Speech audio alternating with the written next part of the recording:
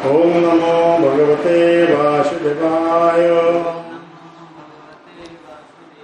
ओम नमो भगवते वासुदेवाय। ओम नमो भगवते वासुदेवाय। आनंद लीलामय विग्रहाय हेमावदीप छवि सुंदराय तस्मै महाप्रेमरसप्रदाय चैतन्य चंद्राय नमो नमस्ते। चैतन्य चंद्राय नमो नमस्ते। चैतन्य चंद्राय नमो नमस्ते। हरे कृष्ण। बर्तमान चैतन्य महाप्रभु आविर्भाव तिथि आसी जाइए। आम बर्तमान श्री चैतन्य चरितामृत कथा कहवा।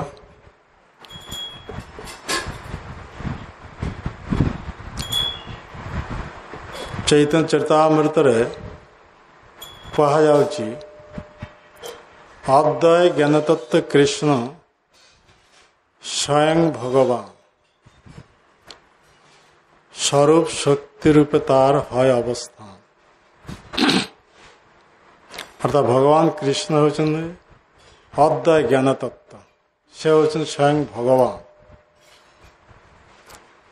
से तांको सांस विस्तार रूपे एवं विभिन्न अंश जीव रूपे अनंत वैकुंठ एवं ब्रह्मांड विहार करछन्ते। तेणु चैतन्य चरितामृत कहुच्छी सांस विभिन्नांश रूपे हैया विस्तार अनंत वैकुंठ ब्रह्मांडे करेन विहार। अर्थात भगवान कृष्ण निजको सांस रूप एवं विभिन्नांश रूपे विस्तार करी अनंत वैकुंठ ब्रह्मांड से विहार करछन्ते।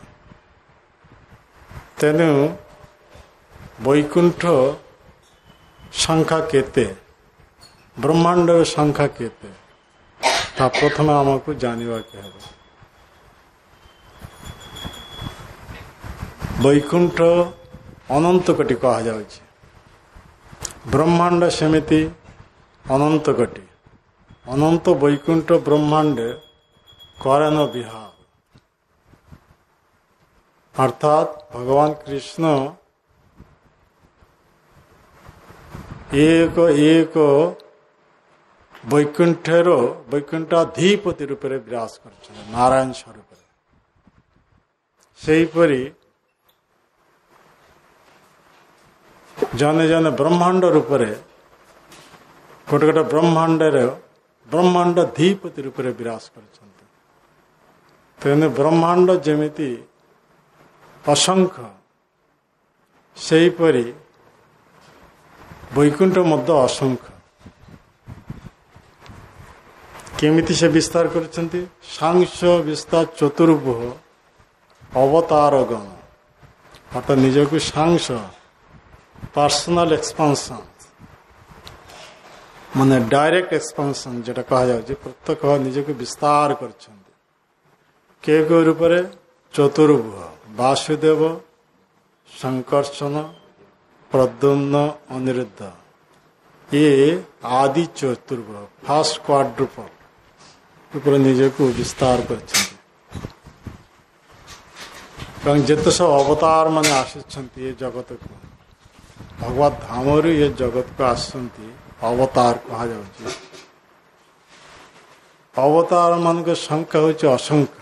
तेणु भागवतम कहा जाए अवतारा ही असंख्य हरि। भगवान के असंख्य अवतार समुद्र जेमिति असंख्य लहरी उत्थित होउछि असंख्य लहरी समुद्र विलीन होउछन्ति। सेहीपरि भगवान के अवतार माने असंख्य ये भागवत में कहा जाउछि। ठीक सेहीपरि भगवान कर गुण अवतार उपरे ब्रह्मा जी केते ब्रह्मा उद्भूत होउछन्ति केते ब्रह्मा पुनि विलीन हो जाउछन्ति। चैतन्य चरितामृत अति सुंदर भाव कहा जाउची सांश विस्तार चतुर्भुह अवतार गम अर्थात ये भगवान डायरेक्ट एक्सपांशन से माने होइछनि चतुर्भुह वासुदेव संकर्षण प्रद्युम्न अनिरुद्ध जिते सब अवतार माने आसछन्ति अवतारा ही असंख्य हरि तेनु जयदेव गोस्वामी से असंख्य अवतार मानक मध्यरु 10 जन मुख्य अवतार मानक नहीं 10 अवतार स्तोत्र लिखिछन्ति प्रत्येक स्तोत्र से शेष कहते केशव धृत मीन शरीर केशव धृत कूर्म शरीर केशव धृत शुकर रूप केशव धृत नरहरि रूप केशव धृत वामन रूप केशव धृत भृगुपति रूप केशव धृत राम शरीर केशव धृत हलधर रूप केशव धृत बुद्ध शरीर केशव धृत कोल्की शरीर 10टी मुख्य अवतार मान को नहीं से 10 अवतार स्तोत्र लिखिं प्रत्येक स्तोत्र शेष एक प्रकार कथा कहते केशव ये जो केशव शब्द या विच्छेद करले कौन क ईश ब कर अर्थ हूँ ब्रह्मा ईश्वर अर्थ हूँ शिव बर अर्थ हूँ वशीभूत यहीपरि बड़ बड़ ब्रह्म देवता माने ब्रह्मा शिव आदि बड़ बड़ देवता माने जहाँ द्वारा वशीभूत होती तांको कहा जाउची केशव तेने से केशव होचन भगवान कृष्ण केशव धृत अर्थात से कृष्ण धारण कर आसंती मीन रूप धारण कर आसंती से केशव कूर्म रूप धारण कर आसंती से कृष्ण शुकर रूप धारण कर आसंती से कृष्ण नरसिंह रूप धारण कर आसंती से कृष्ण वामन रूप धारण कर आसंती से कृष्ण परशुराम रूप धारण कर आसंती से कृष्ण राम रूप धारण कर आसंती से कृष्ण पुनि हलधर रूप धारण कर आसंती से कृष्ण बुद्ध रूप धारण कर आसंती से कृष्ण कलिजुग शेष कल्कि अवतार रूप धारण कर आसवे तेने जयदेव गोस्वामी 10 अवतार स्तोत्र लिखिं स्तोत्र शेष कल्कि अवतार संबंध कहते म्लेच्छ निबह निधन कलयसी करबाल धूमकेतु मीव किमपि करलम केशव धृत कल्कि शरीर जय जगदीश हरे अर्थात कलिजुग शेष जिते समस्त म्लेच्छ परिणत है म्लेच्छ कहले क्यों मन को कहा जाओ भागवत धर्मच्युत आम दुर्लभ मनुष्य देह प्राप्त हो लक्ष लक्ष मनुष्य शरीर बुली सारा पर आम केते थर मनुष्य देह प्राप्त होइतिलु केते थर मनुष्य ये मनुष्य देह हराई मनुष्य इतर शरीर प्राप्त होइतिलु तार कौन इतिहास नाही जेमिति पद्म पुराण कहा जाउची ब्रह्मांडर 84 लक्ष प्रकार जीव जन जल अच्छी 9 लक्ष प्रकार स्थावर 20 लक्ष प्रकार कृमि कीट 11 लक्ष प्रकार पक्षी माने 10 लक्ष प्रकार पशु माने 30 लक्ष मनुष्य माने 4 लक्ष तेणु पद्मपुराण गोटे सुंदर श्लोक रही जलजा 9 लक्षानि स्थावरा लक्ष विंशति कृमया रुद्रशंख पक्षिणां 10 लक्षानि 30 लक्षानि पशव 4 लक्षानि मानव टोटाल 84 लक्ष प्रकार जीवजन आम भगवान ठार विमुख हवा जो आम मान लगे जड़ जगत जड़ जगत को पठे आम गोटे पर गोटे जड़ शरीर ग्रहण करुचे और गोटे पर गोटे जड़ शरीर त्याग करें जन्मृत्यु चक्र आम पड़ जापर आम 84 लक्ष प्रकार जीव जन केवल भ्रमण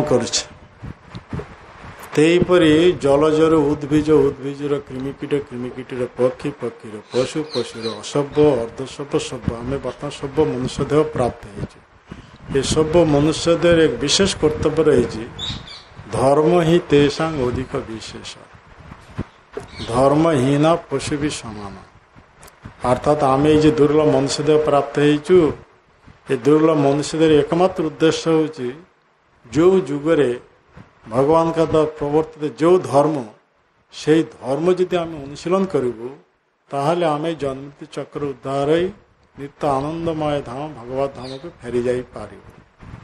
ତ ଆମର ସେଇ ସୁଯୋଗ ବର୍ତ୍ତମାନ ଆସିଛି। ଅର୍ଥାତ୍ ଆମେ ବର୍ତ୍ତମାନ ସବୁ ମନୁଷ୍ୟ ଦେହ ପ୍ରାପ୍ତ ହେଇଛୁ। ୟା ପୂର୍ବରେ ଆମେ 84 ଲକ୍ଷ ପ୍ରକାର ଏଇ ସବୁ ଦେହ ଭ୍ରମଣ କରି ସାରିଲା ପରେ ଭଗବାନଙ୍କର କୃପାରୁ ବର୍ତ୍ତମାନ ସବୁ ମନୁଷ୍ୟ ଦେହ ପ୍ରାପ୍ତ ହେଇଛୁ। ସବୁ ମନୁଷ୍ୟ ଦେହର ଏକମାତ୍ର କର୍ତ୍ତବ୍ୟ ହେଉଛି ଭଗବାନଙ୍କ ସହିତ ସମ୍ବନ୍ଧ ସ୍ଥାପନ କରି ଭଗବାନଙ୍କ ପ୍ରେମମୟୀ ସେବାରେ ଯଦି ଆମେ ନିଯୁକ୍ତ ହେଇଯିବୁ ତାହେଲେ ଆମେ ଚିରତର ପାଇଁ ଜନ୍ମମୃତ୍ୟୁ ଚକ୍ରରୁ ଉଦ୍ଧାର ହେଇଯିବୁ। ଜଡ଼ଦେହ ବନ୍ଧନରୁ ଆମେ ଉଦ୍ଧାର ହେଇଯିବୁ। ଆମେ ନିତ୍ୟ ଆନନ୍ଦମୟ ଧାମ ଭଗବତ ଧାମକୁ ଚାଲିଯାଇ ସେଠାର ନିତ୍ୟ ପ୍ରେମମୟୀ ସେବାରେ ଭଗବାନଙ୍କର ସେବାରେ ନିଯୁକ୍ତ ହେଇପାରିବୁ। ଆଉ ସେତେବେଳେ ଆମର କୌଣସି ଦୁଃଖ ରହିବ ନାହିଁ। ଏ ଜଗତରେ 4ଟି ଦୁଃଖ ରହିଛି। ଜନ୍ମଗ୍ରହଣ କରିବା, ମୃତ୍ୟୁବରଣ କରିବା, ବାର୍ଦ୍ଧକ୍ୟ ଦଶା ପ୍ରାପ୍ତ ହେବା, ବିବିଧ ପ୍ରକାର ରୋଗ ଦ୍ୱାରା ଆକ୍ରାନ୍ତ ହେବା, ଏସବୁ ହେଉଛି ଦୁଃଖଦାୟକ। ତେଣୁ ଗୀତାରେ କୁହାଯାଇଛି ଜନ୍ମ ମୃତ୍ୟୁ ଜରା ବ୍ୟାଧି ଦୁଃଖ ଦୁଃଖାନୁଦର୍ଶନ, ଏ 4 ପ୍ରକାର ଦୁଃଖ। ଏ 4 ପ୍ରକାର ଦୁଃଖ ମାନେ ଆମେ ଯେତେ ଥର ଜଡ଼ଦେହ ଗ୍ରହଣ କରିଥିବୁ ସେତେ ଥର ଆମେ ଏ ଦୁଃଖ ଦୁର୍ଦଶା ଭୋଗ କରିଥିବୁ। ତେଣୁ ଏ ଜଗତର ସବୁ ହେଉଛି ଦୁଃଖାଲୟ। ସବୁରେ ଭଗବାନ ଇଏ ଜଡ଼ ଜଗତ ନିର୍ମାଣ କରିଛନ୍ତି। ଏଠାରେ ଆମେ ଯେତେ ପ୍ରୟାସ କଲେ ବି କେବେ ହେଲେ ସୁଖରେ ରହିପାରିବା ନାହିଁ। କାହିଁକିନା ଏ ଜଗତରେ ଆମେ ଜନ୍ମଗ୍ରହଣ କରୁଛେ, ତାପରେ ବୃଦ୍ଧି ପ୍ରାପ୍ତ ହେଉଛେ, କିଛି ଦିନ ଅବସ୍ଥାନ କରୁଛେ, ତାପରେ ବଂଶ ବୃଦ୍ଧିର ପାଇଁ ସନ୍ତାନ ସନ୍ତତି ଉତ୍ପାଦନ କରୁଛେ, ତା ବୃଦ୍ଧ ବାର୍ଦ୍ଧକ୍ୟ ଦଶା ପ୍ରାପ୍ତ ହେଉଛି, ତା ମୃତ୍ୟୁବରଣ କରୁଛେ। ତ ଏଇ 6 ପ୍ରକାର ଗତି ଭିତରେ ଦେଇ ଆମେ ଚାଲୁଛେ। ତେଣୁ ଆମକୁ ସମସ୍ତଙ୍କୁ ମରିବାକୁ ହେବ। ଯିଏ ଜନ୍ମଗ୍ରହଣ କରିଛି ସେ ନିଶ୍ଚିତ ରୂପେ ମରିବ। ତେଣୁ ଭଗବାନ କୃଷ୍ଣ ଗୀତାରେ କହିଲେ ଜାତ ସେ ହି ଧ୍ରୁବ ମୃତ ଧ୍ରୁବଂ ଜନ୍ମ ମୃତସ୍ୟ। ଯେ ଜନ୍ମଗ୍ରହଣ କରିଛି ସେ ମରିବେ, ଯେ ମରିବେ ସେ ପୁଣି ଜନ୍ମଗ୍ରହଣ କରିବେ। ଏହିପରି ଜନ୍ମମୃତ୍ୟୁ ଚକ୍ରରେ ଆମେ ଯେତେ ଥର ବୁଲିଥିବୁ କେବଳ ଆମେ ଦୁଃଖ ଦୁର୍ଦଶା ଭୋଗ କରିଥିବୁ। ଏ ଜନ୍ମମୃତ୍ୟୁ ଚକ୍ରରୁ ଉଦ୍ଧାର ଏକମାତ୍ର ଉପାୟ ହେଉଛି ଭଗବାନଙ୍କ ଦ୍ୱାରା ପ୍ରବର୍ତ୍ତିତ ଯେଉଁ ଧର୍ମ, সেই ଧର୍ମ ଯଦି ଆମେ ଅନୁଶୀଳନ କରିବୁ ତାହେଲେ ସେ ଧର୍ମ ଅନୁଶୀଳନ ଦ୍ୱାରା ଆମେ ଚିରତର ପାଇଁ ଜନ୍ମମୃତ୍ୟୁ ଚକ୍ର ଉଦ୍ଧାର ନିତ୍ୟ ଆନନ୍ଦମୟ ଧାମ ଭଗବତ ଧାମକୁ ଫେରି ଯାଇପାରିବୁ। କିନ୍ତୁ ଆମର କର୍ତ୍ତବ୍ୟ ହେଉଛି এই ଦୁର୍ଲଭ ମନୁଷ୍ୟ ଦେହ ଯେହେତୁ ଆମେ ପ୍ରାପ୍ତ ହେଇଛୁ, ଏ ମନୁଷ୍ୟ ଦେହ ପ୍ରାପ୍ତ ହେବାଟା ଗୋଟେ ଦୁର୍ଲଭ। କାହିଁକିନା ଅନ୍ୟ କୌଣସି ପଶୁ ଶରୀରରେ ସେ ଭଗବତ ଭକ୍ତି କରିପାରିବ ନାହିଁ, ଭଗବାନଙ୍କ ଭଜନ କରିପାରିବ ନାହିଁ, ଭଗବାନଙ୍କ ପ୍ରେମମୟୀ ସେବାରେ ନିୟୁକ୍ତ ହୋଇପାରିବ ନାହିଁ। କେବଳ ମନୁଷ୍ୟ ଦେହ ହିଁ ସେଇ ସୁଯୋଗଟା ରହିଛି। ଅର୍ଥାତ୍ ମନୁଷ୍ୟ ଦେହ ଯେତେବେଳେ ଆମର ମିଳିଛି ସେତେବେଳେ ଆମର କର୍ତ୍ତବ୍ୟ ହେଉଛି ସାଧୁ ସଙ୍ଗ କରିବା। ସାଧୁ ସଙ୍ଗ ହେଉଛି ଏ ଜଗତ ସବୁଠାରୁ ଦୁର୍ଲଭ ବସ୍ତୁ। ଟିକେ ଯଦି ସାଧୁ ସଙ୍ଗ ହୋଇଯିବ ତାହେଲେ ଆମର ଜୀବନ ସମ୍ପୂର୍ଣ୍ଣ ଭାବରେ ପରିବର୍ତ୍ତିତ ହୋଇଯିବ। ତା ନହେଲେ ସେଇ ଜନ୍ମମୃତ୍ୟୁ ଚକ୍ରରେ କେବଳ ବୁଲିଥିବ। ତେଣୁ ଆମର କର୍ତ୍ତବ୍ୟ ହେଉଛି ସାଧୁ ସଙ୍ଗ କରିବା। ସାଧୁ ସঙ্গে କ'ଣ হয়? সাধু সঙ্গে কৃষ্ণ কথা এই মাত্র চাই, সংসার জিনিতে আর কোনো বস্তু নয়। সাধু সঙ্গ দ্বারা কোন হব? কৃষ্ণ কথা আলোচনা করা। কৃষ্ণ কথা হচ্ছে বীর্যবতী কথা। কৃষ্ণ কথা শ্রবণ দ্বারা আমার সমস্ত কলমশ নাশ হয়ে যাব। আমার হৃদয়ে সেতবে কৃষ্ণ স্ফুরণ হব এবং আমার সমস্ত প্রকার মঙ্গলের উদয় হয়ে যাবে। তেমনি গোপী গীতার কয়া যাচ্ছে তব কথামৃত তপ্ত জীবন কবি ভীড়ি কলমশাপহম শ্রবণং মঙ্গলম শ্রীমদাততম ভুরি গৃণন্তি তে ভুরিদা জন। ভগবানকে কথা শ্রবণ মাত্রে হি আমার সংসারী তাপ দূরীভূত হয়ে যাব, আমার কলমশ নাশ হয়ে যাব, আমার সমস্ত প্রকার মঙ্গলের উদয় হয়ে যাব। তেমনি যে ভগবানଙ୍କର কথা କହିକିରି ଅନ୍ୟମାନଙ୍କର ଶ୍ରବଣ କରନ୍ତି ସେ ହେଉଛନ୍ତି ଜଗତର ସବୁଠାରୁ ବଡ଼ ଦାତା। କାହିଁକିନା ଜୀବ ଅନାଦି କାଳରୁ ଭଗବାନଙ୍କୁ ଭୁଲିଯାଇ ଜନ୍ମମୃତ୍ୟୁ ଚକ୍ରରେ ପଡ଼ିଯାଇ କେବଳ ଦୁଃଖ ଦୁର୍ଦଶା ଭୋଗ କରିଛନ୍ତି।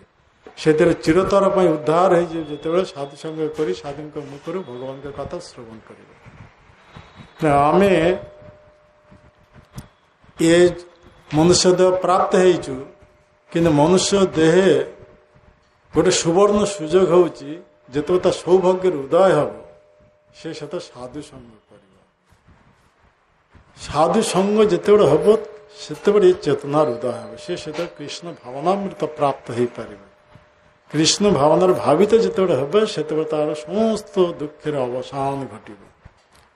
ତେଣୁ ସେଇ ସୁଯୋଗ ଯେଉଁମାନେ ଗ୍ରହଣ କରନ୍ତି ନାହିଁ ମନୁଷ୍ୟ ଦେହ ପ୍ରାପ୍ତ ହୋଇ,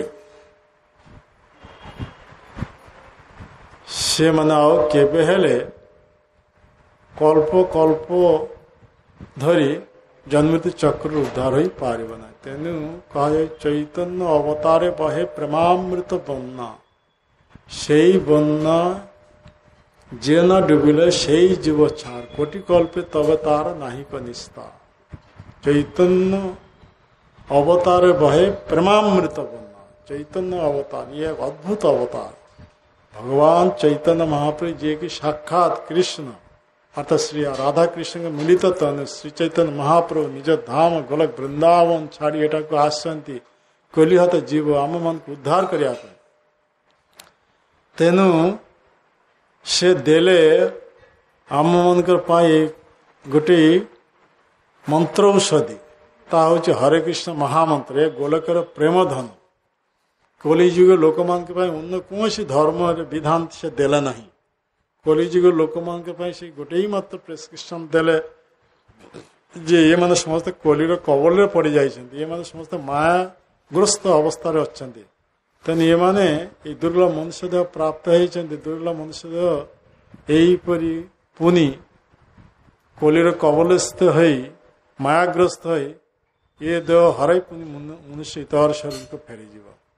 ତେଣୁ ଆମର ଏଇ ମନୁଷ୍ୟ ଶରୀର କେମିତି ଜୀବନର ପରମ ସିଦ୍ଧି ପ୍ରାପ୍ତ ଭଗବତ ଧାମକୁ ଫେରିଯିବ, ସେଥିଲାଗି ସେ ଆସିଲେ ଜଗତକୁ। ତେଣୁ ସେ ଚୈତନ୍ୟ ଅବତାର ବହେ ପ୍ରେମାମୃତ ବନ୍ୟା, ଅମୃତ ବନ୍ୟା ପ୍ରବାହିତ ହେଉଛି। ସବ ଜୀବ ପ୍ରେମ ଭାଷେ ପୃଥିବୀ ହଇଲ ଧନ୍ୟ। ଆଉ ସେଇ ବନ୍ୟାରେ ଯେମାନେ ଡୁବିଲେ ସେମାନେ ଧନ୍ୟ ହେଇଗଲେ। ଆଉ ସେଇ ବନ୍ୟାରୁ ଯେମାନେ ଦୂରେଇ ରହିଲେ ଅର୍ଥାତ୍ ଚୈତନ୍ୟ ମହାପ୍ରଭୁଙ୍କ ଦ୍ୱାରା ପ୍ରବର୍ତ୍ତିତ ପ୍ରେମାମୃତ ବନ୍ୟାରୁ ଯେଉଁମାନେ ଦୂରେଇ ରହିଲେ ସେଇମାନେ ହିଁ ଜନୈତି ଚକ୍ରରେ ପଡ଼ି ରହି କେବଳ ଅନନ୍ତ ଦୁଃଖ ଦୁର୍ଦ୍ଦଶା ଭୋଗ କରିଥିବେ। କୋଟି କଳ୍ପ ଧରି ସେମାନଙ୍କୁ ଆଉ କେବଳ ଉଦ୍ଧାର କୌଣସି ଉପାୟ ରହିବ ନାହିଁ। ତେଣୁ କୁହାଯାଉଛି କୋଟି କଳ୍ପ ତବେ ତାର ନାହିଁ କ ନିସ୍ତାର, କୋଟି କୋଟି କଳ୍ପ ଧରି ଆଉ ତାର ଉଦ୍ଧାର କୌଣସି ଉପାୟ ରହିବ। ତେଣୁ ଆମର ମୁଖ୍ୟ ଉଦ୍ଦେଶ୍ୟ ହେଉଛି ଇଏ ଜଗତର ଦୁଇଟି କଥା ରହିଛି। ଗୋଟେ ହେଉଛି ସଂସ୍କାର, ପିତାମାତାଙ୍କ ଠାରୁ ସଂସ୍କାର ପ୍ରାପ୍ତ ହେବା। ଦ୍ୱିତୀୟ କଥାଟି ହେଉଛି ସଙ୍ଗ। ତ ଅନେକ ପିତାମାତାଙ୍କ ଠାରୁ ସଂସ୍କାର ପ୍ରାପ୍ତ ହୋଇପାରନ୍ତି, କିନ୍ତୁ ସଙ୍ଗ ଦୋଷ ଯୋଗୁଁ ପୁଣି ତାର ସେହି ସ୍ଥିତିରୁ ସେ ଚ୍ୟୁତ ହେଇଯାଆନ୍ତି। ଯେମିତି ଆମେ ଦେଖିବା ଭାଗବତ ରହିଛି ଅଜାମିଳ। ଅଜାମିଳ ପିତାମାତା ଥିଲେ ବୈଦିକ ବ୍ରାହ୍ମଣ ବ୍ରାହ୍ମଣୀ, ସଦାଚାର ସମ୍ପନ୍ନ। ପିତାମାତାଙ୍କ ଠାରୁ ଶୁଦ୍ଧ ସଂସ୍କାର ପ୍ରାପ୍ତ ହୋଇଥିଲେ, କିନ୍ତୁ ସଂସ୍କାର ପ୍ରାପ୍ତ ହୋଇ ସୁଦ୍ଧା ତଥାପି ସେ ବୈଦିକ ଧାରା ଅନୁସାରେ ଜୀବନଯାପନ କରିପାରିଲେ ନାହିଁ। ସେ ଯେ ବ୍ରହ୍ମଚର୍ଯ୍ୟ ସ୍ଥିତିରୁ ସେ ଚ୍ୟୁତ ହୋଇଯାଇଥିଲା ସଙ୍ଗ ଦୋଷ ଯୋଗୁଁ। ଖନିକ ପାଇଁ ଏକ ବେଶ୍ୟା ସଙ୍ଗ ହେବା ଯୋଗୁଁ, ଶୁଦ୍ର ଶୁଦ୍ରାନୀ ସଙ୍ଗ ହେବା ଯୋଗୁଁ ସମଗ୍ର ଜୀବନଟା ବର୍ବାଦ ହୋଇଯାଇଥିଲା। ସାରା ଜୀବନ ସେ ପାପମୟ କର୍ମରେ ଲିପ୍ତ ହୋଇଯାଇଥିଲା। ଏମିତିକି ମୃତ୍ୟୁ ସମୟରେ ଯମଦୂତ ମାନେ ସବୁ ଆସିଯାଇଥିଲେ। ତିନି ଜଣ ଯମଦୂତ କାୟରେ, ମନରେ, ବାକ୍ୟରେ ସେ କେବଳ ପାପ କର୍ମ କରିଥିଲେ। ତେଣୁ ତିନି ଜଣ ଯମଦୂତ ଆସି ତାଙ୍କ ସ୍ଥୂଳ ଦେହ ମଧ୍ୟରୁ ସୂକ୍ଷ୍ମ ଦେହ ଯେତେବେଳେ ଖେଚିକିରି ବାହାର କରି ନେବାକୁ ଚାହୁଁଥିଲେ, ସେ ସେତ ଭୟଭୀତ ହୋଇ ତାଙ୍କ ସାନ ପୁଅ ନାରାୟଣଙ୍କ ନାମ ଉଚ୍ଚାରଣ କରିବା ଯୋଗୁଁ ଏ ନାମାଭାସ ସ୍ଥିତି ପ୍ରାପ୍ତ ହୋଇଯାଇଥିଲା। ତେଣୁ ଚାରିଜଣ ବିଷ୍ଣୁଦୂତ ସେଠାରେ ଆସି ଉପସ୍ଥିତ ହୋଇ ଯମଦୂତ ମାନଙ୍କର ହାତରୁ ଅଜାମିଳକୁ ରକ୍ଷା କରିଥିଲେ। ତେଣୁ ସେଇ ଅଜାମିଳ ସେତେବେଳେ ବୁଝିପାରିଲେ ପ୍ରକୃତ ଧର୍ମଟା କ'ଣ। ଅର୍ଥାତ୍ ଯମଦୂତ ଆଉ ବିଷ୍ଣୁଦୂତ ମାନଙ୍କ ମଧ୍ୟରୁ ଯେତେବେଳେ ଧର୍ମ ବିଷୟ ଆଲୋଚନା ହେଲା, ସେ ସେତେବେଳେ ବୁଝିପାରିଲେ ପ୍ରକୃତ ଧର୍ମଟା କ'ଣ। ପ୍ରକୃତ ଧର୍ମ ହେଉଛି କଲିଯୁଗ ଲୋକମାନଙ୍କର ପାଇଁ ଏକମାତ୍ର ଧର୍ମ ହେଉଛି ଭଗବାନଙ୍କ ଦିବ୍ୟ ନାମ।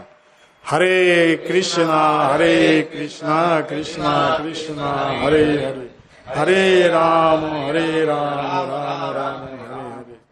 तेनी भागवत कहा इता बान एवं लोके अस्मिन् पुंसं पर धर्म भक्ति जो के भगवती नाम ग्रहण आदि भी अर्थात ये जगत जिते प्रकार धर्म प्रवर्तित होती से समस्त धर्म मान मध्य सर्वोत्तम धर्म हूँ भगवान नाम रूपी धर्म कहीं नाम भगवान सर्वशक्ति अर्पण कर भगवान चैतन्य महाप्रभु शिक्षाष्टक में निज मुखे एक कथा कहते नाम नाम कारी बहुत निज सर्वशक्ति स्तत्रार्पित नियमित स्मरण काले तादृशी तब कृपा भगवान ममापि दुर्दैव मिद्रीशम यहाँ जनी नाम राग नाम नाम कारी नाम सर्वशक्ति अर्पण कर आमर दुर्दैव जोग आमर उपयुक्त साधु संगे हो नहीं आमे साधु संग करने चाहूनी तेणु आमे सब असत्संग रहीचु तेणु से नाम ग्रहण प्रति आमर रुचि जाते हो या हमार दुर्दैव तेणु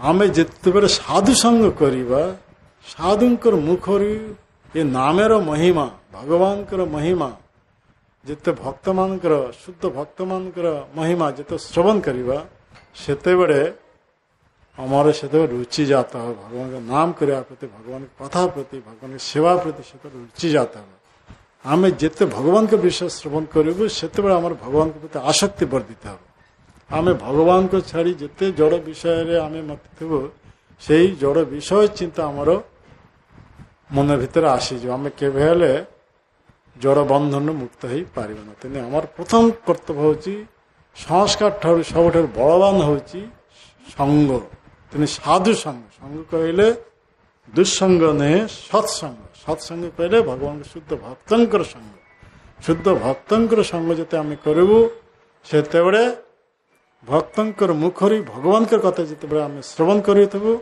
से आमर समस्त प्रकार मंगल हृदय हो श्रवणं मंगलम श्रीमदाततम श्रवण करवा मात्र आमर समस्त प्रकार मंगल हृदय हो जाए केवल श्रवण करी 7 दिन 7 रात केवल परीक्षित महाराज सुखदेव गोस्वामी के मुखरी भागवत कथा श्रवण करी जीवन परम सिद्धि प्राप्त है भगवान पार्षदत्व रूप लाभ कर भगवत धाम को चली जाए एमती कि महापापी माने धुंधुकारी जे कि तांकर पाप कर्म फल स्वरूप भूत देह प्राप्त होता असहनीय जंत्रणा से भोग करता तो तांकर भाई गोकर्ण महाभागवत तो से जिते बड़े विभिन्न तीर्थ परिभ्रमण कर घर को फेरी आसते रात्रि जिते शयन करते एमती समय तांकर भाई जे धुंधुकारी जहाँ 5 बेश्या माने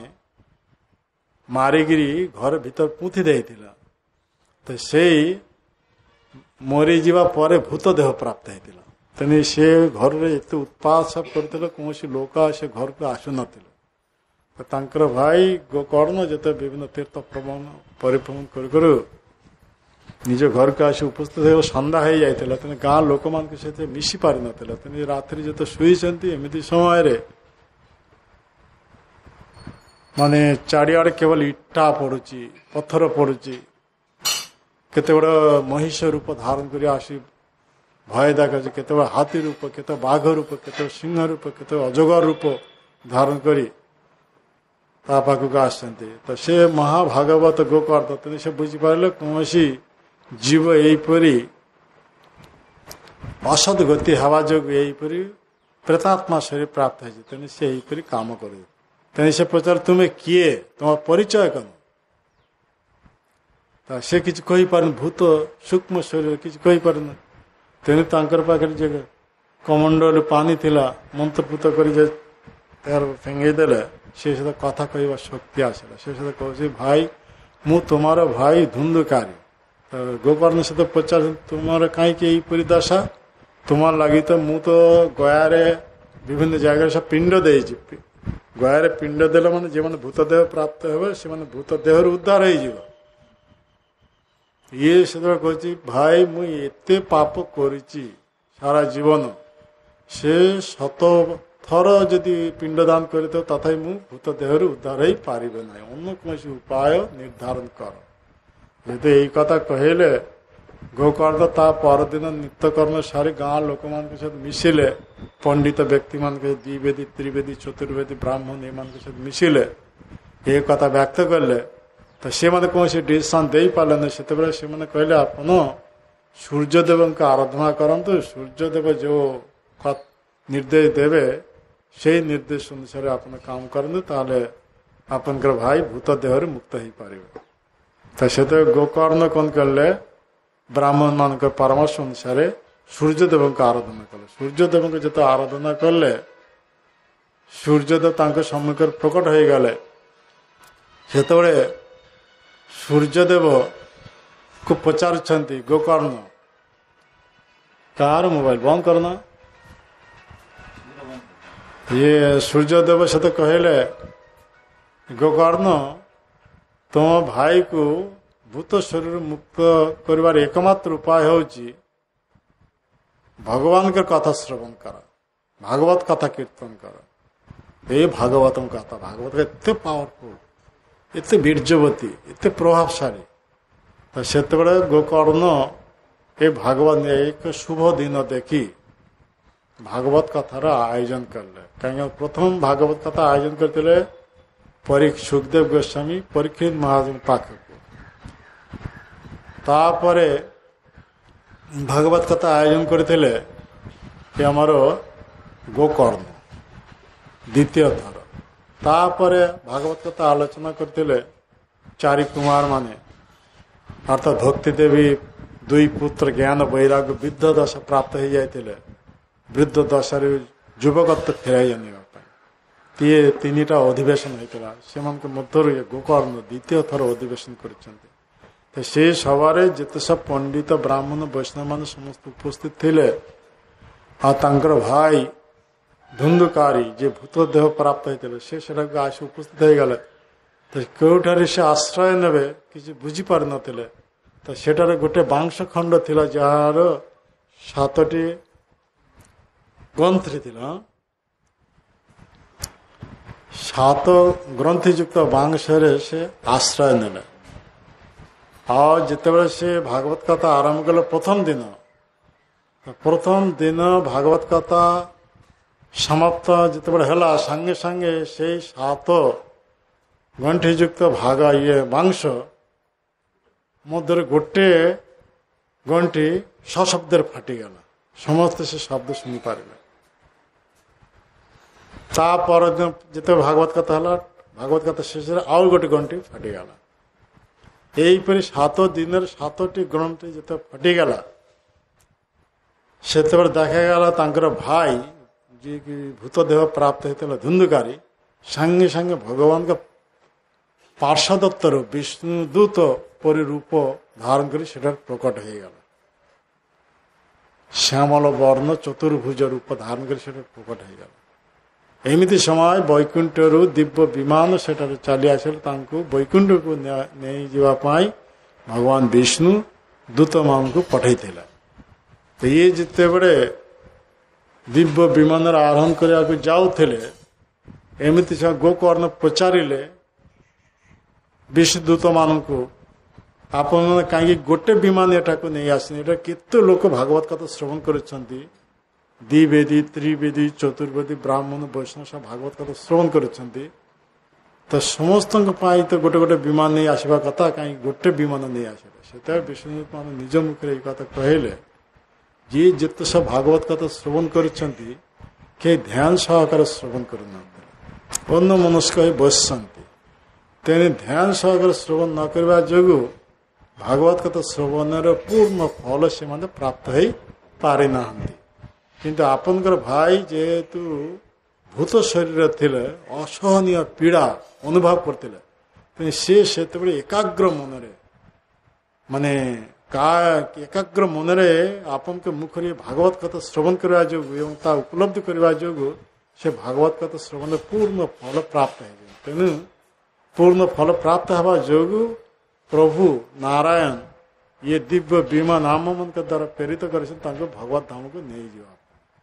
ଇଏ ମାନେ ଯେତେବେଳେ ଶୁଣିଲେ, ଯେଉଁମାନେ ଭାଗବତ କଥା ଶ୍ରବଣ କରିଥିଲେ, ନାମ ମାତ୍ର ବସୁଥିଲେ, ଢୁଳୁଥିଲେ, ଶୋଇଯାଉଥିଲେ, ଅନ୍ୟ ମନସ୍କ ଘର ଚିନ୍ତା କରୁଥିଲେ, କଥାରେ ଏତେ ଧ୍ୟାନ ଦେଉନଥିଲେ।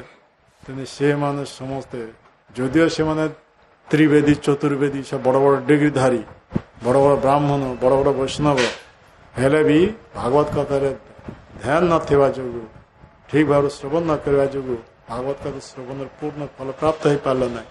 ତେଣୁ ସେମାନେ ମୁଣ୍ଡରେ ସହିତ ହାତ ଦେଇ ବସିଲେ। ଏକ ଭୂତ ଶରୀର ପ୍ରାପ୍ତ ହୋଇ ସେ ପରମ ସିଦ୍ଧି ପ୍ରାପ୍ତ ହେଲେ, ଭଗବାନ ପାର୍ଶ୍ୱଦତ୍ତ ରୂପ ପ୍ରାପ୍ତ ହେଇଗଲେ। ଇଏ ମାନେ ବ୍ରାହ୍ମଣ ବୈଷ୍ଣବ ଶ୍ରବଣ କରିଦେଲା, ଏମାନେ ସେ ସ୍ଥିତି ପ୍ରାପ୍ତ ହେଇପାରିଲା। ସେଥିପାଇଁ ସେମାନେ ହାୟ ହାୟ କରିବାକୁ ଗଲେ। ସମସ୍ତେ ଶୁଣିଲେ ବିଷ୍ଣୁଦୂତ ମାନଙ୍କର ମୁଖରୁ, କାହିଁକି ଗୋକର୍ଣ୍ଣ କାହିଁକି ଧୁନ୍ଧୁକାରୀ ଏହିପରି ମାନେ ଭଗବତ ଧାମକୁ ଯିବା ପାଇଁ ଏକମାତ୍ର ଯୋଗ୍ୟ ପାତ୍ର ହେଲେ ଆଉ କେହି ହେଇପାରିଲା ନାହିଁ। ସେତେବେଳେ ସେମାନେ ପୁଣି ଗୋକର୍ଣ୍ଣକୁ ଅନୁରୋଧ କଲେ ଯେ ଗୋକର୍ଣ୍ଣ ଆପଣ ଆଉ ଥରେ ଭାଗବତ କଥା କୀର୍ତ୍ତନ ଆୟୋଜନ କରନ୍ତୁ, ଆମେ ତ ଥରେ ଠକିଛୁ, ଆଉ କେବେ ହେଲେ ଠକିବା ନାହିଁ। ତାପରେ ସେ और एक दिन शुभ तिथि देखी, शुभ दिन देखी ଯେତେବେଳେ ଭାଗବତ କଥା ଆୟୋଜନ କଲେ, ଯେମାନେ ଥରେ ଠକିଥିଲେ ଆଉ ସେମାନେ ଠକିଲେ ନା, ଧ୍ୟାନ ସହକାରେ ଶ୍ରବଣ କଲେ। ଯେତେ ଧ୍ୟାନ ସହକାରେ ସମସ୍ତେ ଭାଗବତ କଥା ଶ୍ରବଣ କଲେ, ଶ୍ରବଣରେ ପୂର୍ଣ୍ଣ ଫଳ ସମସ୍ତେ ପ୍ରାପ୍ତ ହେଲେ। ତେଣୁ ସମସ୍ତଙ୍କ ଲାଗି ଗୋଟେ ଗୋଟେ ବିମାନ ଆସିଲା, କେତେ ହଜାର ହଜାର ବିମାନ ସେଠାରେ ଆସି ଉପସ୍ଥିତ ହେଇଗଲା, ସେମାନଙ୍କୁ ଭାଗବତ ଧାମକୁ ନେଇଯାବ। ତେଣୁ ଏ ଭାଗବତ କଥା ହେଉଛି ଏତେ ବୀର୍ଯ୍ୟବତୀ କଥା, ଏତେ ପ୍ରଭାବଶାଳୀ କଥା। ଆମେ ଯଦି ସେଇ କଥା ଶ୍ରବଣ ଯଦି ନ କରିବା, ମନୁଷ୍ୟ ଦେହ ପ୍ରାପ୍ତ ହେତେ ଆମମାନଙ୍କ ଭଳି ହତଭାଗା ଏ ଦୁନିଆରେ କିଏ ହୋଇପାରିବ? ଆମର ସେ ଭାଗବତ କଥାରେ ଶ୍ରବଣରେ କୌଣସି ରୁଚି ନାହିଁ। ଆମେ କେବଳ ରାଜନୀତି ବିଷୟରେ ସାଂସାରିକ କଥାରେ କେତେ ମତୁଛେ। ସେଟା ଗୋଟେ କଥା ଯଦି କେହି ଯଦି ଆରମ୍ଭ କରିବେ ତ ଘଣ୍ଟା ପରେ ଘଣ୍ଟା ଚାଲିଥିବ, ତାର ଆଉ ଇଏ ବିରାମ ନାହିଁ। ଆଉ ଯେତେ ଭାଗବତ କଥା ଆଲୋଚନା ହବ ତ ସେତେ ଶୋଇଯିବ, ଢିଳେଇଥିବ, କେତେ କଷ୍ଟ ହେଇଥିବ। ମାନେ ଅସହ୍ୟ ଯନ୍ତ୍ରଣା, ଅସହନୀୟ ଯନ୍ତ୍ରଣା, ପୀଡ଼ା ହେଉଛି। ଏ ହେଉଛି ଆମର ଦୁର୍ଦ୍ଦଶା। ତେଣୁ ମହାପ୍ରଭୁ କହୁଛନ୍ତି ଏ ନାମରେ ସର୍ବଶକ୍ତି ଦିଆହେଇଛି, ନାମ ନାମକାରୀ ବହୁତ ନିଜ ସର୍ବଶକ୍ତି। ସେ ନାମ ପ୍ରତି ରୁଚି ଆଣିବାକୁ ହେଲେ ଆମକୁ ସାଧୁ ସଙ୍ଗ କରି ଭାଗବତ କଥା ଶ୍ରବଣ କରିବାକୁ ହେବ। କାହିଁକି ଭାଗବତ କଥା ଶ୍ରବଣ କଲେ ଭାଗବତ ସେ ନାମର ମହିମା କଥା, ଭଗବାନଙ୍କର ମହିମା କଥା ସବୁ କୁହାଯାଇଛି। ଭଗବାନଙ୍କର ଠାରୁ ଭଗବାନଙ୍କର ନାମ ଅଧିକ ପାୱାରଫୁଲ। ଏମିତିକି ଭାଗବତ 18,000 ଶ୍ଲୋକ ସମ୍ବନ୍ଧିତ ଭାଗବତମ, ସେଠାରେ ଅନ୍ତିମ ଶ୍ଲୋକରେ 18,000 ଶ୍ଲୋକରେ ଶେଷ ଶ୍ଲୋକରେ କୁହାଯାଉଛି ନାମ ସଂକୀର୍ତ୍ତନ ଯଶ ସର୍ବ ପାପ ପ୍ରନାଶନ ପ୍ରଣାମ ଦୁଃଖ ସମନଂ ନମାମି ହରିଂ ପରମ। ଏ କଥା କୁହାଯାଉଛି। ଅର୍ଥାତ୍ ନାମ ସଂକୀର୍ତ୍ତନ ଯଶ, ସେଇ ଭଗବାନଙ୍କ ନାମ ଯଦି ଆମେ ପାଟିରେ ଉଚ୍ଚାରଣ କରିଦେବୁ ତାହେଲେ ଆମର ଜନ୍ମାର୍ଜିତ ଯେତେ ସବୁ ପାପ ସବୁ ଜାଲିପଡ଼ି ଭସ୍ମିତ ହେଇଯିବ। ଏହା ହେଉଛି ଭଗବାନଙ୍କର ନାମ। ପୁଣି କହିছে ପ୍ରଣାମ, ସେ ଭଗବାନଙ୍କୁ ଯଦି ଆମେ ଭକ୍ତି ଭାବରେ ପ୍ରଣାମ କରିଦେବୁ ତାହେଲେ ଆମର ସମସ୍ତ ଦୁଃଖ ଚାଲିଯିବ। ଇଏ ଲାଷ୍ଟ କନକ୍ଲୁଜନ ଦିଆଯାଉଛି ଭାଗବତ। ଅର୍ଥାତ୍ 18,000 ଶ୍ଲୋକ ମାନଙ୍କ ମଧ୍ୟରେ ଶେଷ ଶ୍ଲୋକରେ ଏ ସିଦ୍ଧାନ୍ତ ଦିଆଯାଉଛି। ତଥାପି ଆମର କୌଣସି ରୁଚି ନାହିଁ ସେ ନାମ ପ୍ରତି, ଭଗବାନଙ୍କ କଥା ଶ୍ରବଣ ପ୍ରତି, ଭଗବାନ ଭକ୍ତି କରିବା ପ୍ରତି। କେବଳ ମୁଖରେ ଭଗବାନଙ୍କ ନାମ, କାୟରେ ଭଗବାନଙ୍କ ପ୍ରଣାମ, ଏଇ ଦୁଇଟି କାର୍ଯ୍ୟ ଯଦି କେହି କରିପାରିଲେ ଜୀବନର ପରମ ସିଦ୍ଧି ପ୍ରାପ୍ତ ହେଇଯିବ। ମାନେ ଜନ୍ମତ ଚକ୍ରରୁ ଉଦ୍ଧାର ହେଇଯିବ। କେବଳ ପାର୍ଟି ତ ଯାହା ରହିଛି, ସେ ପିଲା ହଉ, ବୁଢ଼ା ହଉ, ଯେ ହଉ ନା କାହିଁ, ପଣ୍ଡିତ ହଉ, ମୂର୍ଖ ହଉ, ଯାହାର ମୁଖ ରହିଛି ମୁହଁରେ ସେ ନାମ କରିବ ଭଗବାନଙ୍କ ନାମ। କେତେ କଥା କହୁଛନ୍ତି, ପାର୍ଟି ସେ ନାଁଟା କରିପାରିବେନି ଭଗବାନ, ତା ବିଷୟରେ ରୁଚି ନାହିଁ। ତ ସେଇପରି ଦେଖାଯାଇଛି ଆମର ଇସ୍କନରେ ଜଣେ ଭକ୍ତ, ମାନେ ଗୋଟେ ପରିବାରରୁ 5ଟି ପୁଅ, ସମସ୍ତେ ଭକ୍ତ, ମାନେ ଇସ୍କନରେ ଯୋଗଦାନ କରିଥିଲେ, ସମସ୍ତେ ଭକ୍ତ ହେଇଥିଲେ। ତ ସେମାନଙ୍କର ମା ଯେତେବେଳେ ମାନେ ବୃଦ୍ଧ ଦଶା ପ୍ରାପ୍ତ ହେଇ ଶଯ୍ୟାଶାୟୀ ହୋଇ ପଡ଼ିଥିଲେ, ତ 5 ଭାଇ ସମସ୍ତେ ତାଙ୍କ ମୃତ୍ୟୁଶଯ୍ୟା, ତାଙ୍କ ମାଙ୍କର ମୃତ୍ୟୁଶଯ୍ୟା ପାଖରେ ଆସି ଉପସ୍ଥିତ ହେଲେ। 5 ଭାଇ ଆସି ସେମାନେ ବହୁତ ପ୍ରୟାସ କରିଛନ୍ତି, ମା ତୁମେ ଟିକେ ହରେ କୃଷ୍ଣ କୁହ। ସେ ଯେତେ କଲେ ବି ତାଙ୍କର କାନରେ ପଶିଲା ନାହିଁ, ସେ ପାଟିରେ ଉଚ୍ଚାରଣ ବି କଲେ ନାହିଁ। ତ ଇଏ ପିଲାମାନେ, ତାଙ୍କର 5ଟି ପୁଅମାନେ ସମସ୍ତେ ପ୍ରୟାସ କଲେ, ମା ଯଦି ଏଇ ମୃତ୍ୟୁ ସମୟରେ ଯଦି ପାଟିରେ ନାଁଟା ଉଚ୍ଚାରଣ କରିବ ତାହେଲେ ସଦ୍ଗତି ହେଇଯିବ, ଉଦ୍ଧାର ହେଇଯିବ। ତେଣୁ ସେମାନେ ବହୁତ ପ୍ରୟାସ କରେ। ପିଢ଼ି କହିଲେ ମା ତୁମେ ହରେ କୃଷ୍ଣ କହ, হরে কৃষ্ণ কহ। তো সে সাথে বিরক্ত হয়ে কয়েছে অত কথা বাপু আমি বলতে পারবো না, এই কত কথা কই মৃত্যুবরণ করল। হ্যাঁ হরে কৃষ্ণ মানে এতে কথা মু কহি পারিবি নাই, এতে কথা কইদেলে কিন্তু হরে কৃষ্ণটা পাটিরে সে উচ্চারণ হল। কিপরি অবস্থা! হ্যাঁ এ হচ্ছে ভয়ঙ্কর পরিস্থিতি। কেতে কথা কইদেলে মু এতে কথা কহি পারিবি নাই।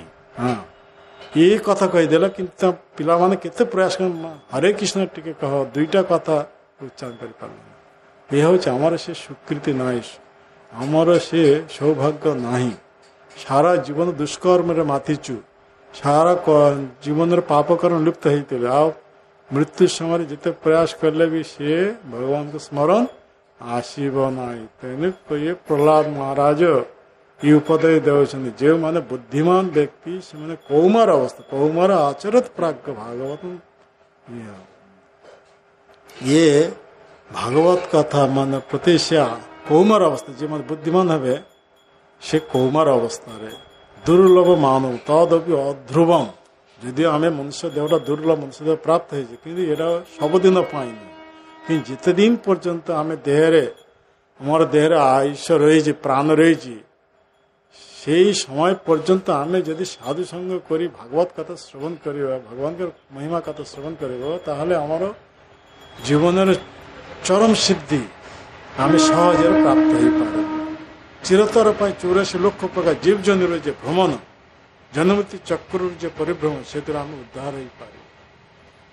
তেনি এঠারে এই বদ্ধ জীবনকর বন্ধন দশারু মুক্ত कराइया पाई स्वयं भगवान कृष्ण एक कलिजुग चैतन्य अवतार रूपे आसिले।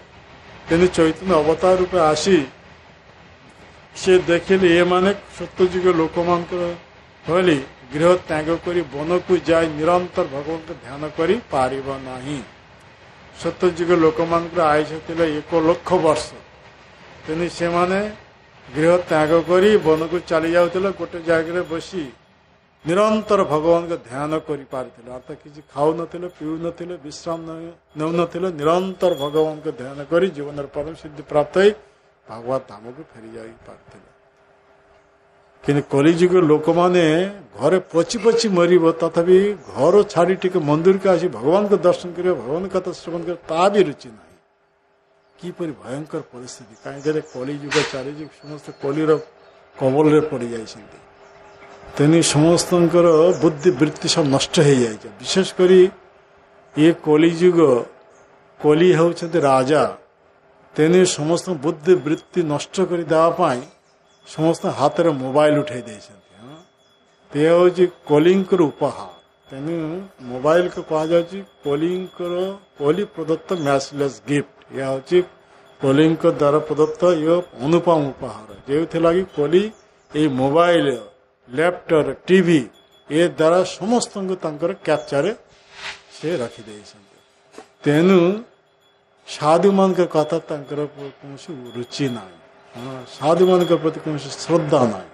तेणु ये मैंने केवे ये जन्ममृत्यु चक्र उद्धार हो कोटि कल्प तब तार नायिक निस्तार कह कोटि कोटि कल्प धरी आओ सी उद्धार हो पार कहीं ये मनुष्य देह जिते बड़े छाड़ मनुष्य देह जिते बड़े हरब से आओ मनुष्य देह प्राप्त हो पारिब ना आओ केवल से उद्धार हो पारिब ना।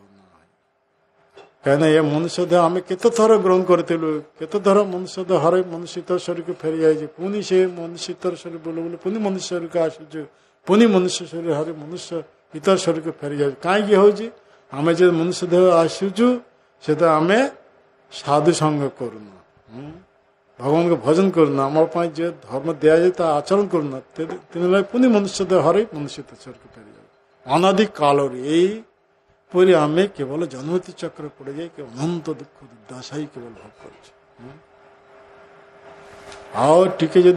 भक्त लोक हो गला तो ता भी तो गर्व हेसीगला से कौन कह मु अनेक बहुत जानी हाँ से कथार आसब ना एमती ये तो सब अहंकार महाभयंकर परिस्थिति।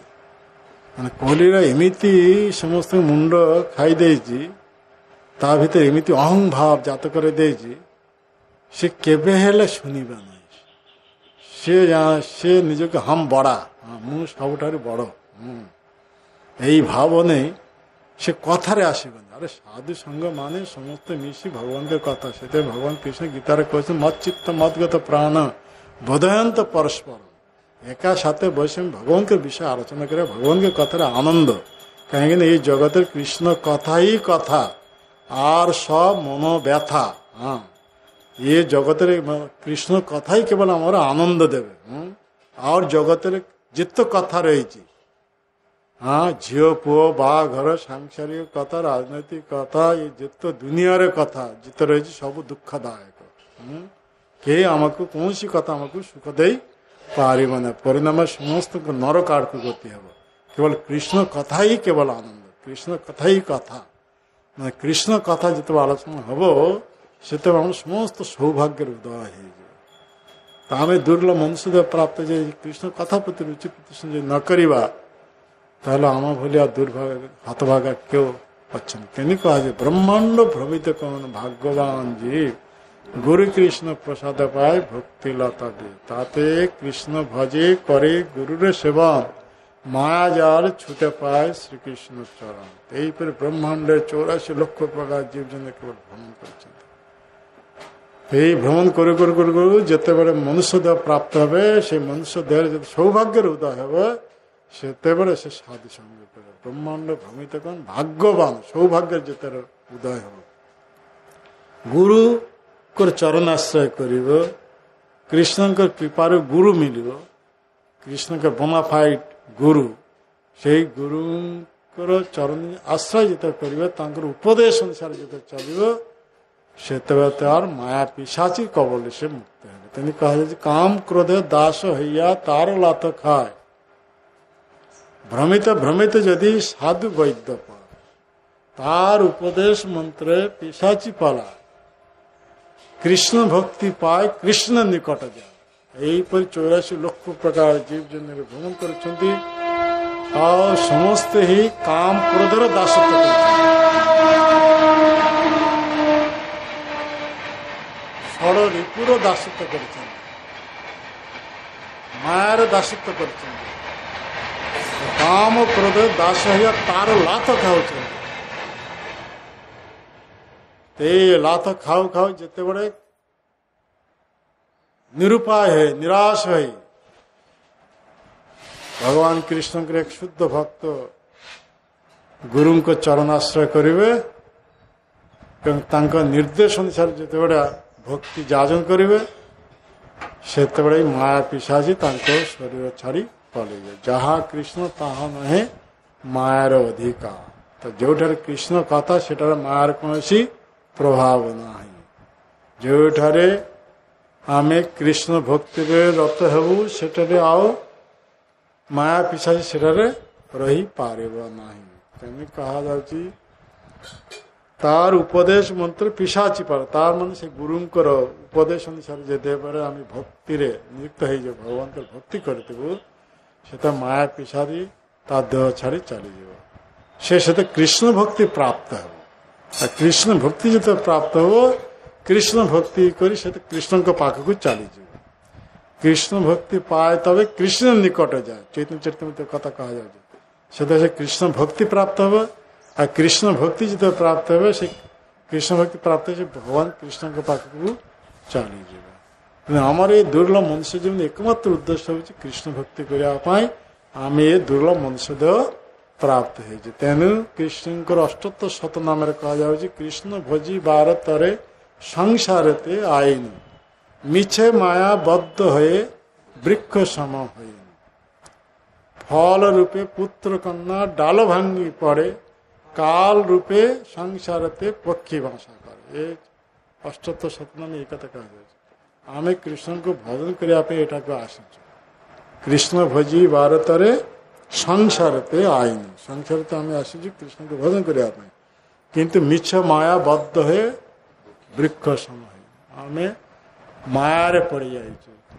ତେଣୁ ମିଛ ମାୟା अरे आमे केवल अनित्य वस्तुरे आसक्ति प्रदर्शन करी से सेवार नियुक्त हो भगवान को भूली जाए यह हूँ आमर दुर्दशा तेणु ये दुर्दशा मुक्त हबार एकमात्र उपाय हूँ भगवान के शुद्ध भक्त गुरु साधु संग करी भगवान के कथा जो आम श्रवण करूँ से आम आमर स्वरूप अवस्था अवस्थान कर समस्त बंधन मुक्त हो पार तेणु से चैतन्य महाप्रभु आसती मन को ये भवसागर उद्धार कर धाम को नावाई तेणु से गोलक वृंदावन गोलक प्रेमधन हरिनाम संकीर्तन से नहीं आसिले जगत को तेणु यह कहा जाए प्रेम नाम ये हरे कृष्ण महामंत्र को कहा जाए प्रेम नाम ये नाम शुद्ध भाव कले नाम आमको कृष्ण प्रेम प्रदान करेंगे आ कृष्ण प्रेम जो आमको प्रदान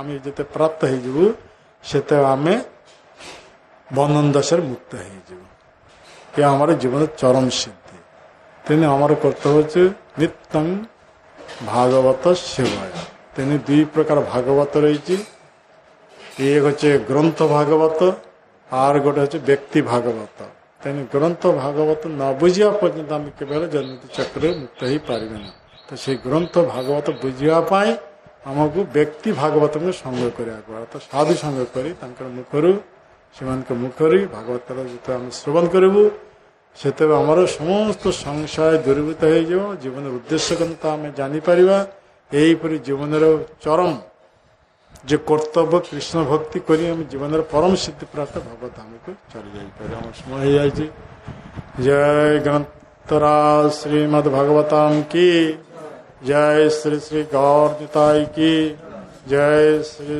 श्री जगन्नाथ बलदेव सुभद्रा महारानी की जय श्री श्री राधा गोपीनाथ जी की जय श्रील प्रभुपाद की जय श्रील गुरुदेव की जय श्रीमद् भक्त वृंद की निताई गौर प्रेमानंदे।